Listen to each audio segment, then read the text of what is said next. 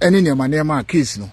parliament here enye Okudzeto na obekaya I think in 2018 or 18 Ghana say ye to edan de ama na wonso ye create new embassy ewo Norway asama me kan obi ara pa onko gugu Okudzeto ne ba outside Okobuti no ye foreign minister and am say oredu ona na ye deputy na hwan pobio no obi ka ho Okudzeto be gina ho say omo chese ekwan o mafa so akoye nhihye no omo di Ghana dream ema ayokobuti mpo ebufu ye so de ne be court obesiu no court asem no edan ne ho asem no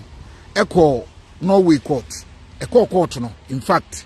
omo ko hu se Ghana ban enye boni bia Okudzeto ntura wo betwa de document be gu abonten all the fictitious document okofa beto ho enyina na ye ntro so asem ne court na Ghana ban vindicate Ghana ban Okudzeto ntimi ama out ampo ame pachew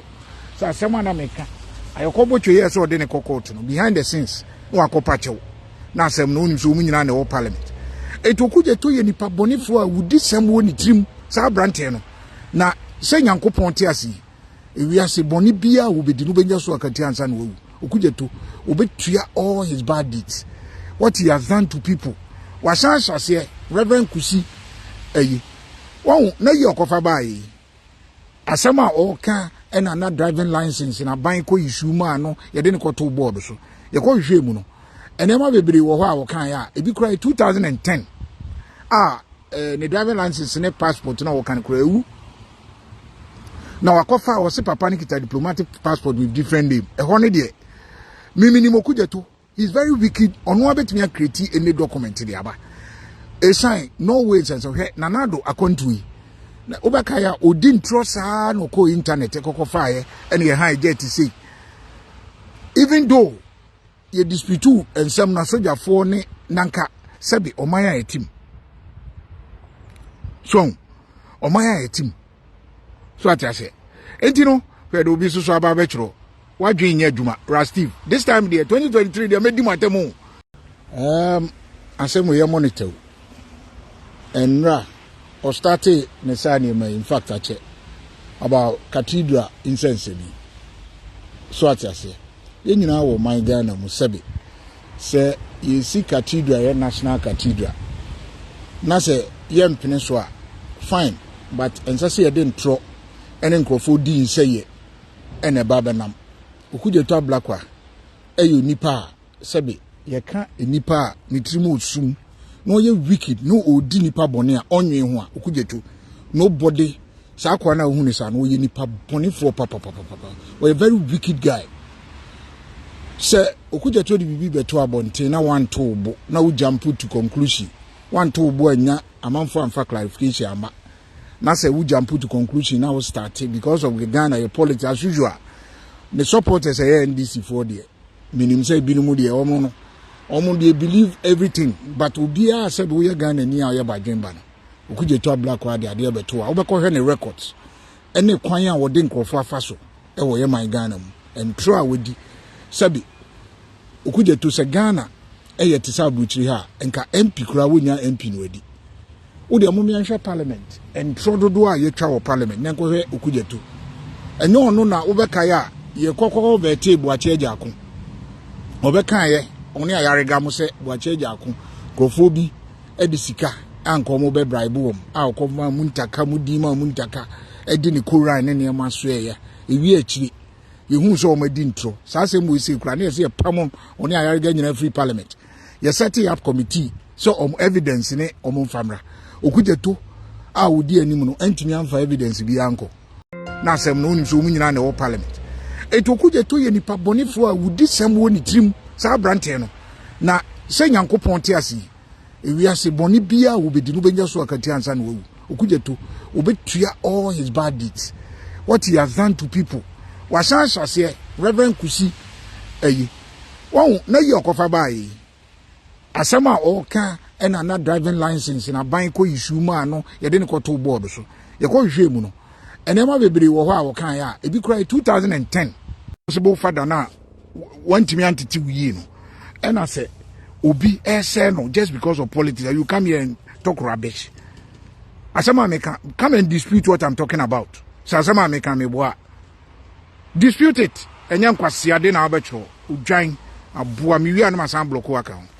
He say san me when I finish then I block you. Gyimie.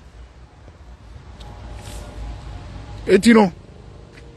Mi wi anama block mo. Hwe obi. Wo de odi ni kra kire inward looking people. Kwasi efo kekeli. Mu Gyimie no. Kwasi ya wonsua nyansa ntina da bia ma obre no. Kwasi akwa. Ya musua nyansa kakra. Udwan fu politics enkyere se yense nipa. Mu de ye de otan ni Gyimie ahyem adwen mu nti no. Asem bia mu ntimi transim reason. Kwasi ya Gyimie Okudzeto ese obi papa. Yenhwe no se obi papa. Okudzeto atena ase nkrofo just because of politics. Odi ntro to nkrofo so a ye expose na ntimi ma out meka. Asama meka de we na entro. No way dan a aban koto wa medi hu ntro ankofa paper. Na nsen ya ose Akufo e the private jet wa esi. De okofa ba ye no a obedi hu ntro a expose no ade no ama back bio. Na nsen o megina won se GMPC for aye akwa ko wieska bi edende omo ba ya omo de document na yi nyina ba ye no wa hu kwasia mu de ma Gyimie sa your name says it all efu no wo de udini kan nyina inward looking person mu de ma Gyimie na mu nsu anyansa otan ahye mo ma ene hia adokro mu no Gyimie obi se obi papa obi di ntro to obi so o se yenko kwasia wo na ya anam let me block this idiot mu de ma Gyimie me kwasia forsa no this time around I don't create a aboa uba me do attempt that I block you. Ati kwasia for ma Gyimie mu nsu nyansa am for the politics esenko for papa no sebe so for minim se so for no obeba be yina no na Okudzeto de sa kwa ne de me se nyame te asi aba onfa ne hu ni da na wo be se nipa fa ho adi da bi ensida se politics wo be se nipa afa ho adi now politics ne make you wo Okudzeto nya politics anga wo obra be no wabo na wo se nkofo ase de o ma bobra because of politics ye ka mo mienka mo amasan be gina ha kan kwasase the politics is se nkofo papa no just because of politics obi nya bone kra ye se no ye ka mo mienka ma ba be gina ha be tro kwasase msi na me mejeja mo ba 2023 me spare obi akra if se mo Gyimie Dodo what politics no time kwasia for the tiny near ma shemumu ena yi sabi obi kan se mo twantro to obi so Okudzeto da ben no kan no kwareda ye ni ha na Matiami du be kan se aisofuton ne judgment debt tama no ye deputy minister oba ne ho anka oni be negotiate eni nkrofo no wanti bi wo wasum otimi deny otimi be deny se ma Matiami du kan na nya Matiami du na ye deputy attorney general be attorney general na muni ho country ben kra nanka ono obi a wo ye minister wo se wo ye former minister ye be hu sika wo kam mi agya wa mo akọ Okudzeto se nkrofo papa no na me ba be ka che nkrofo so de bibia beto abonten a amanfo na ejampo ejeje no mo obi anto ne bo ase efise hwe no